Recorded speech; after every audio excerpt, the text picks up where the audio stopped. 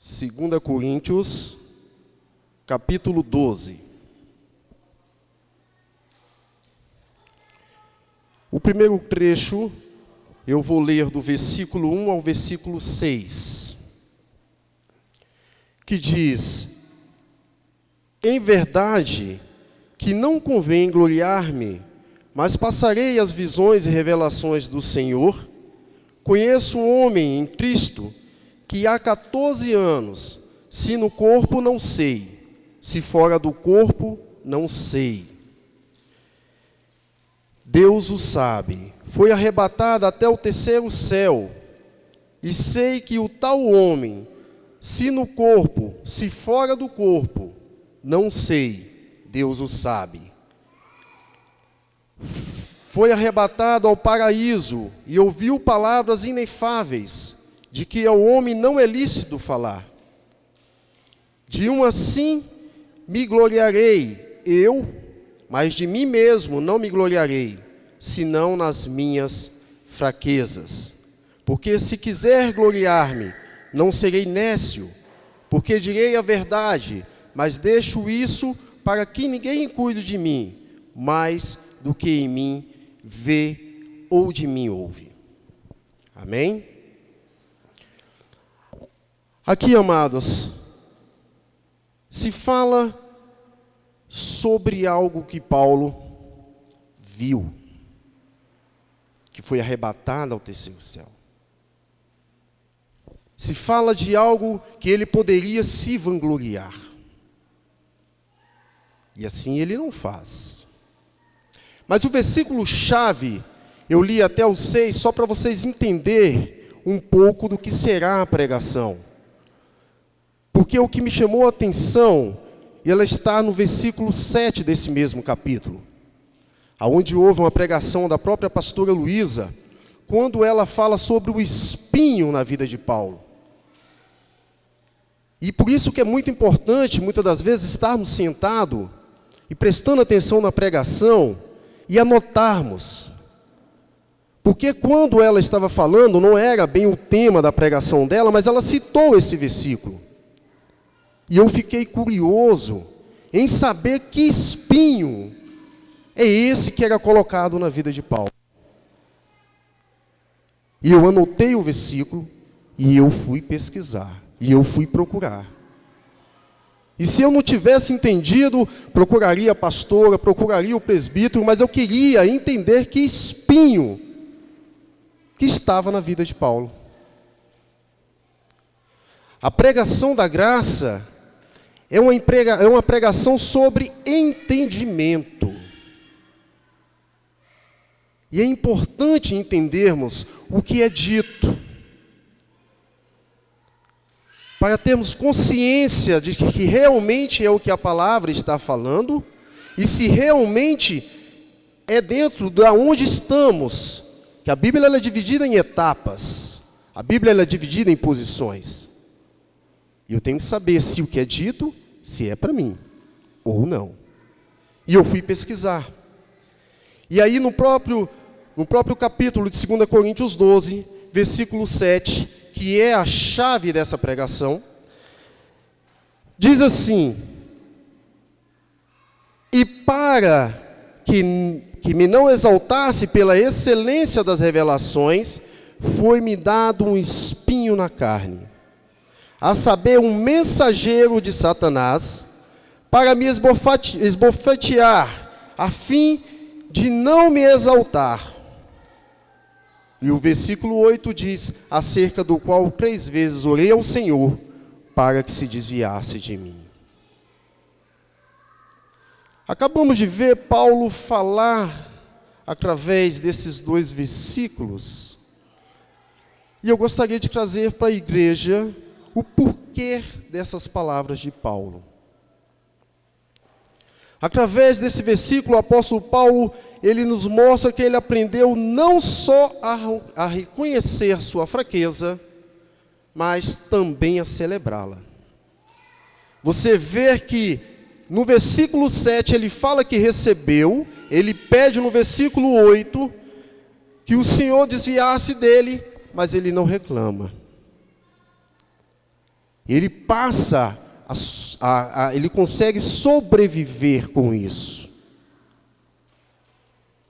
E para explicar um pouco sobre esses 2 versículos, para entender, eu tenho que falar um pouco sobre a cidade de Corinto. Na Bíblia, ela relata que tem 2 cartas escritas por Paulo a essa cidade, a essa igreja de Corinto.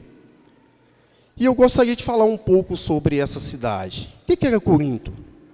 Como era essa cidade? Corinto ela era uma cidade que celebrava a força. Ela era conhecida pelo estilo de vida luxuoso, pelas arquiteturas impressionantes. Corinto também ela era conhecida por si como uma grande atração. Era um lugar certo de se buscar o prazer ou uma vida exótica. Quem não conhece uma cidade assim hoje?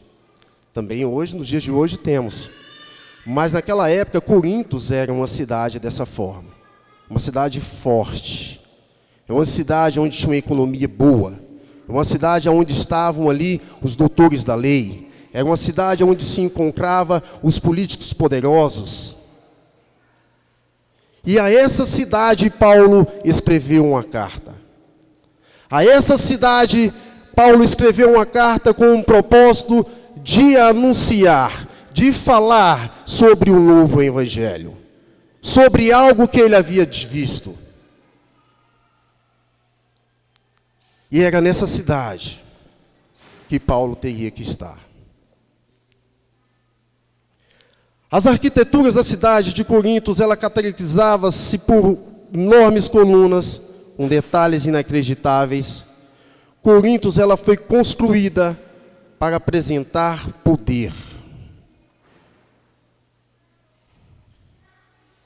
Mas depois que Paulo escreveu a primeira carta à cidade de Corinto,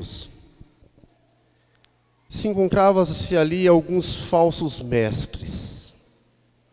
E eles começaram a conquistar o povo com tonações, ostentando ali os seus currículos religiosos, se vangloriando das suas experiências espirituais. Quem é que nunca viu isso aqui nos dias de hoje? Religiosos se vangloriando, contando as suas experiências religiosas, dizendo que foi Deus que deu o poder para ele fazer isso, quanto na verdade não. Na verdade estão se fantasiando, estão se vangloriando, porque o evangelho da graça hoje não tem nada a ver com isso. Mas ali se estavam esses falsos religiosos, se vangloriando. E hoje também, com grandes exemplos, também conseguimos ver e observar pessoas também fazendo as mesmas coisas. Pessoas que passam um lenço nos seus rostos e colocam na igreja, dizendo que aqueles lenços ali cura, que aquele lenço é milagroso. Pessoas que ungem um pedaço de pão, ou que ungem a água e dizem que aquilo vai mudar a sua vida, e que vai fazer algo. Pessoas dizendo que você só arrumou emprego porque ela passou noites e noites ajoelhadas, orando pela sua vida. Pessoas que dizem que você está na igreja, sentado hoje, porque você é fruto de oração delas. Porque elas se dedicaram várias noites, vários dias em jejuns, várias noites vagando nos montes, e se vangloriam que já ganhou 200, 300 pessoas para Cristo, como se Cristo precisasse de ajuda para ganhar alguém. E assim Paulo encontrou esses falsos profetas na cidade de Corinto, se vangloriando. Mas o objetivo de Paulo era falar algo grandioso, algo que foi revelado a ele. Mas como que Paulo pode alcançar? Como que Paulo pode chegar e confrontar esse tipo de pessoas?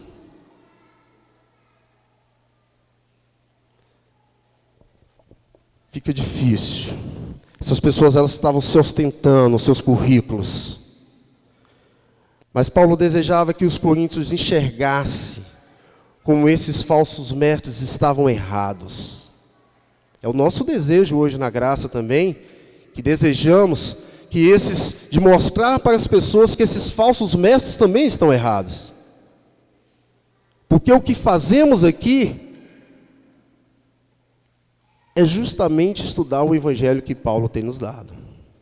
É justamente estudarmos as cartas de Paulo e mostrarmos que nós não somos condenados.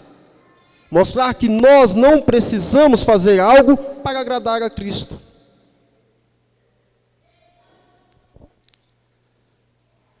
Mas como Paulo pode convencer e ser ouvido por aquele povo, depois deles terem ouvido esses falsos profetas e todas as suas fantasias e parábolas milagrosas?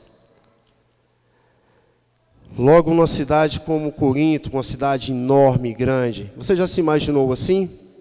Tendo que falar do Evangelho da Graça numa igreja enorme, aonde lá só se prega a lei, aonde lá estão os poderosos, políticos, empresários? Você já se imaginou você uma pessoa simples e comum, tendo que levar essa mensagem do Evangelho da Graça, sem sair da igreja apedrejado?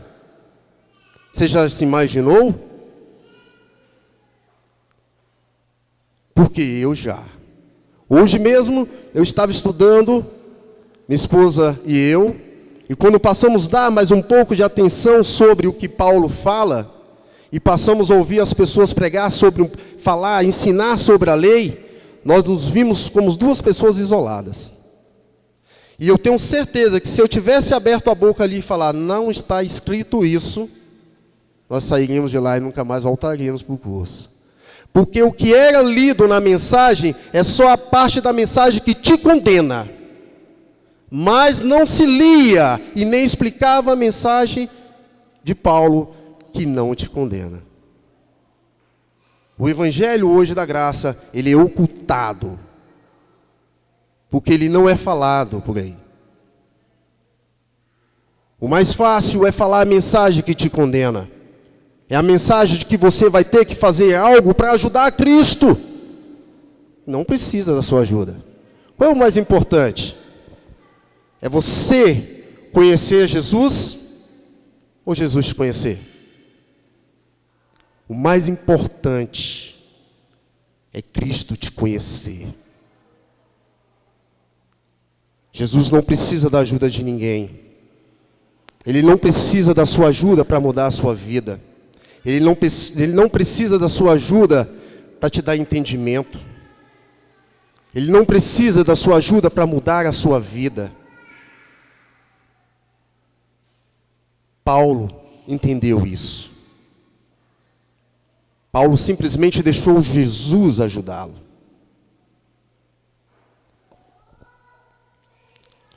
E por isso é que Paulo consegue reconhecer a sua fraqueza. É por isso que Paulo consegue celebrar a sua fraqueza, desse espinho que é colocado na sua vida. Paulo logo viu que o único jeito daquelas pessoas ouvirem era ele falar da sua fraqueza. Era se ele também falasse sobre as suas forças. E foi ali o seu ponto de partida. Ele queria falar sobre a sua fraqueza, mas se ele fala logo de supetão, ele nunca mais seria ouvido. Então Paulo vê eles contando sobre seus currículos religiosos, e Paulo, para conseguir trazer esse povo para observar realmente a mensagem que ele tinha para falar, Paulo fala sobre as suas forças também. era o único jeito. Mas Paulo ali, ele se sentiu ridículo, falando das suas qualificações, credenciais. Mas sabe que só assim eles ouviriam Paulo falar sobre a sua fraqueza. Vamos dar uma olhadinha? Está aí em 2 Coríntios, no capítulo 11. Alguém poderia me trazer um pouco de água? Opa, obrigado. 2 Coríntios, capítulo 11, versículo 21 ao 30.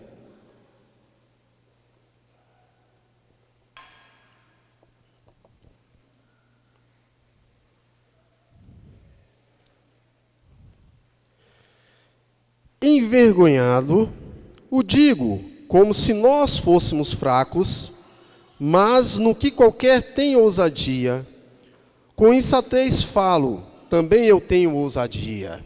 Isso Paulo falando para eles. São hebreus? Também eu sou. São israelitas? Também eu sou. São da descendência de Abraão? Eu também. São ministros de Cristo? Falo como fora de mim. Eu ainda mais. Agora Paulo vai começar a mostrar o currículo dele, dizendo que ele é mais qualificado do que aqueles falsos profetas. Eu ainda mais, em trabalho muito mais, em açoites do que eles, em prisões muito mais, em perigo de morte, muitas vezes. Recebi dos judeus 5 quarentenas de açoite, menos um.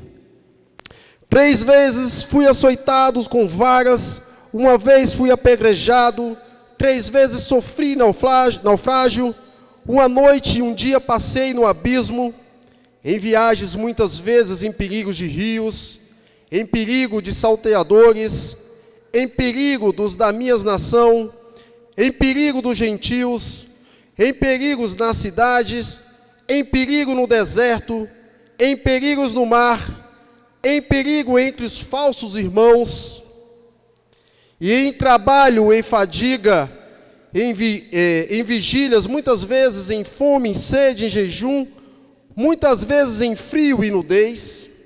Além das coisas exteriores, me oprime cada dia o cuidado de todas as igrejas. Quem enfraquece, que eu também não enfraqueça. Quem se escandaliza, que eu não me abrase.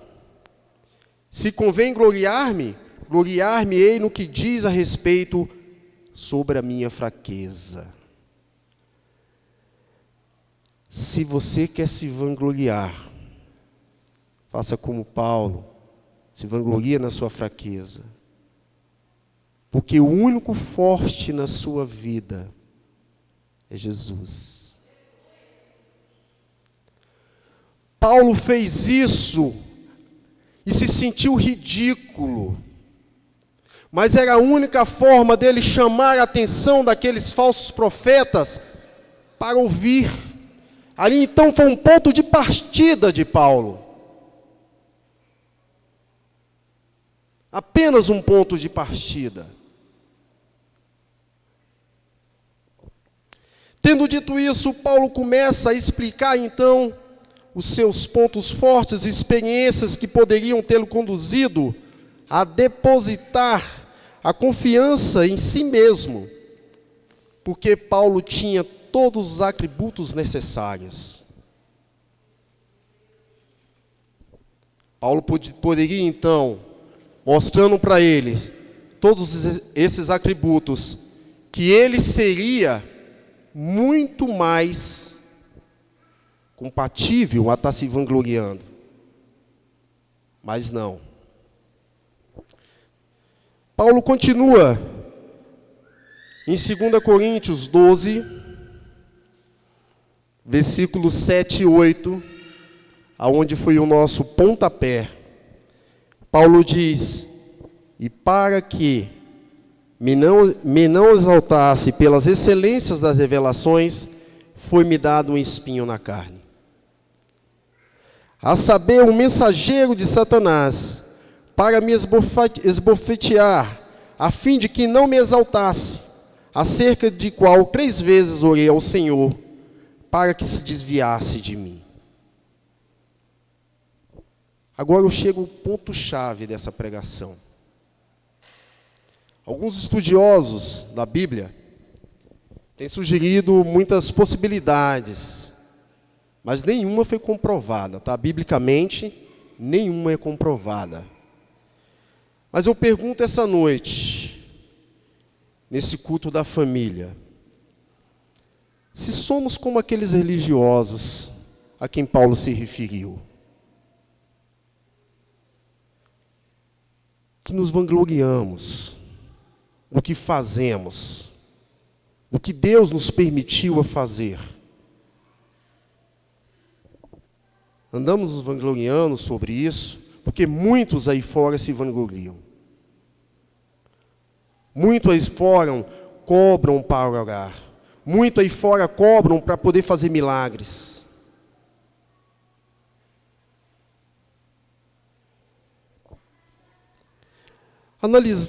Analisando essa noite em nossa mente, qual poderia ser essa fraqueza de Paulo? A Bíblia dá a entender que Paulo pode não ter sido um sujeito mais bonito. Outros versículos indicam que Paulo teria sérios problemas de visões, ou até que sofresse de epilepsia. Talvez isso seja a espinha em que Paulo esteja falando. Talvez essa seja a espinha que Paulo fala. Mas, na verdade, Paulo se referia a uma debilidade física que ele descobriu. É que a graça de Deus é maior do que qualquer debilidade física dele. E Paulo conseguiu, através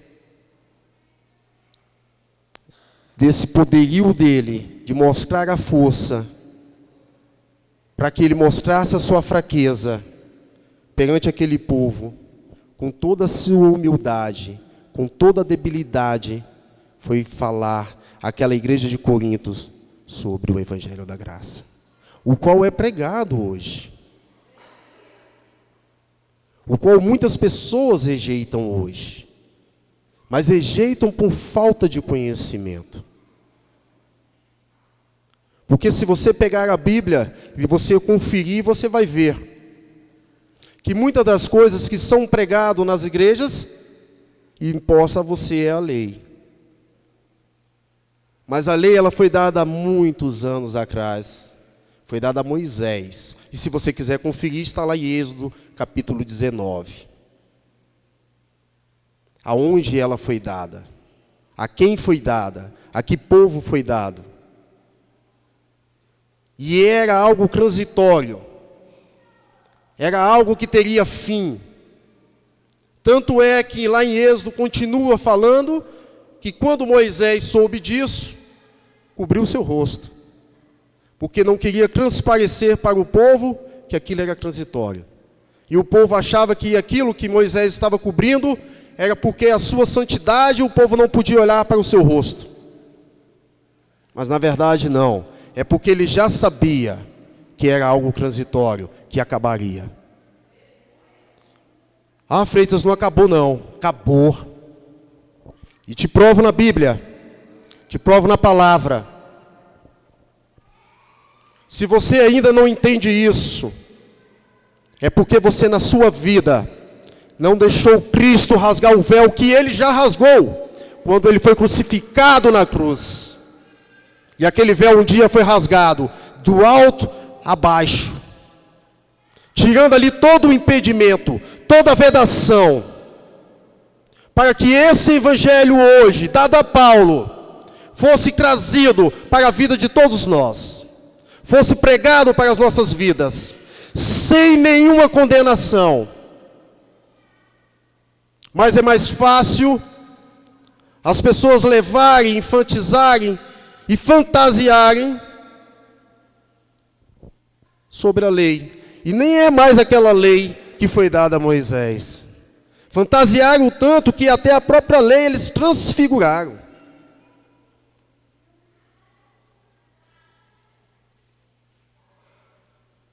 Graças a Deus, o preço já foi pago.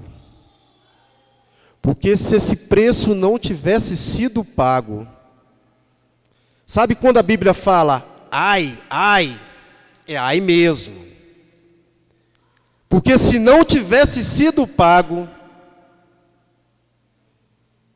eu creio que o castigo de Deus seria muito maior do que o dilúvio. Eu creio que o castigo de Deus seria muito maior do que quando Ele deu a Adão e Eva.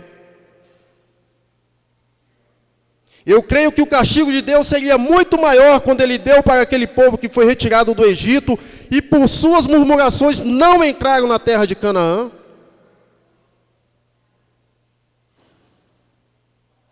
Agora hoje Deus nos deu tudo mastigado. Ele deu seu Filho como um cordeiro, sem nenhuma mancha, purificado.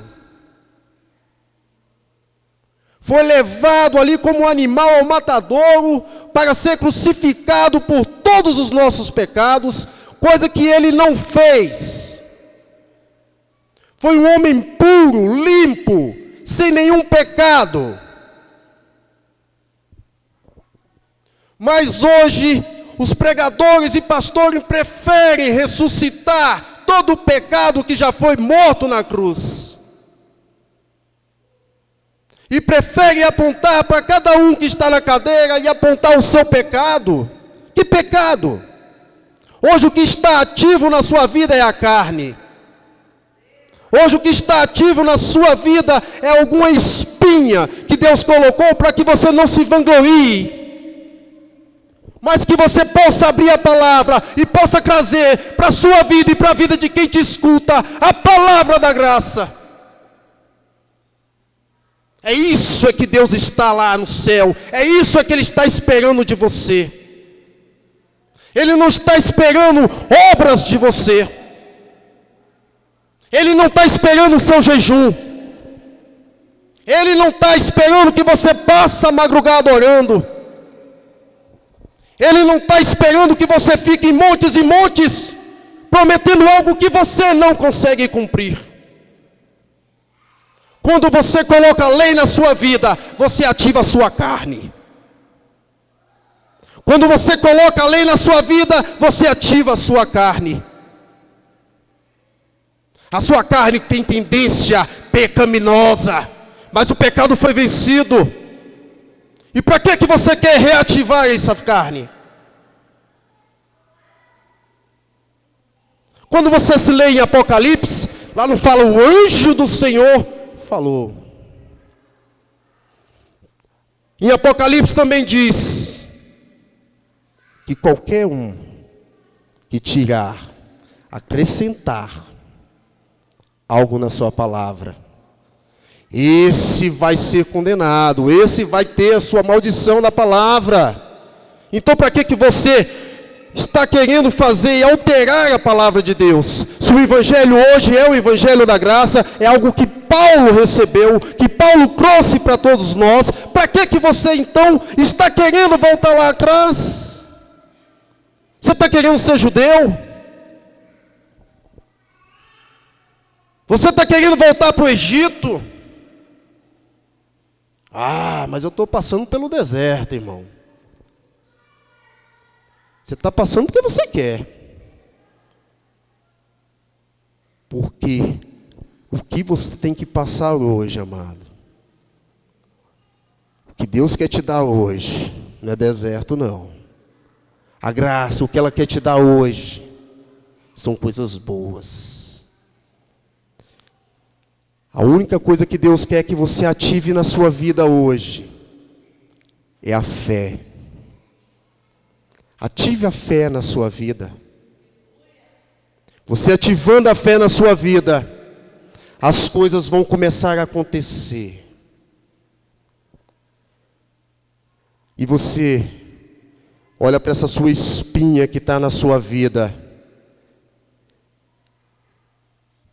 E lá em 2 Coríntios 12, versículo 9, Deus diz para você assim, da mesma forma que disse para Paulo: a minha graça te basta, porque o meu poder se aperfeiçoa na sua fraqueza.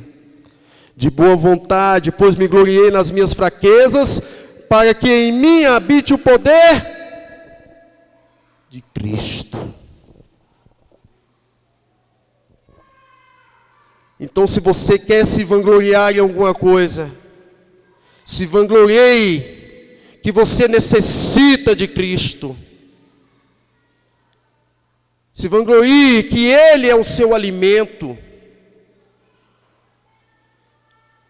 Que você precisa 100% dele no seu casamento, 100% dele no seu emprego, 100% dele no seu levantar, 100% dele quando você estiver conduzindo o seu veículo.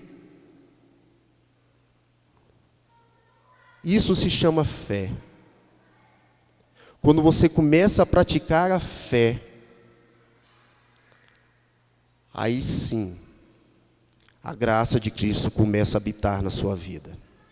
E aí você vai começar a receber, a perceber e a sentir Cristo na sua vida. Não é do seu lado, não é sobre você, é dentro de você. E você vai ver justamente o Evangelho da Graça vencendo e destruindo a sua carne. É isso que Paulo queria falar àquela igreja de Coríntios. E é isso que o Evangelho dele quer falar às nossas vidas hoje. É essa mensagem, amados. É difícil de entender a graça. Muitos, eu digo para você, é difícil de entender. Eu converso muito com a minha esposa, até conversei com o irmão. Porque aí fora, quando você estuda, você não escuta isso. Só se ler do capítulo do meado para cima. E para você entender a palavra, você tem que ler ela toda. Porque ao mesmo tempo, quando está falando de algo condenatório, Paulo muitas das vezes nas suas cartas está lembrando o que aquele povo passava. É o que a lei condenava. Mas você pode ver que nas cartas de Paulo, do meado para baixo, ele começa a dar a solução dentro do Evangelho da Graça. Que não te condena mais. Cristo já pagou o preço. Não queira você pagar, porque você não vai dar conta. Você não vai dar conta de pagar. Tanto é que o Filho de Deus foi o único que cumpriu toda a lei deste livro. Foi o único. Nenhum outro profeta, nem Davi, que era amado por Deus, cumpriu.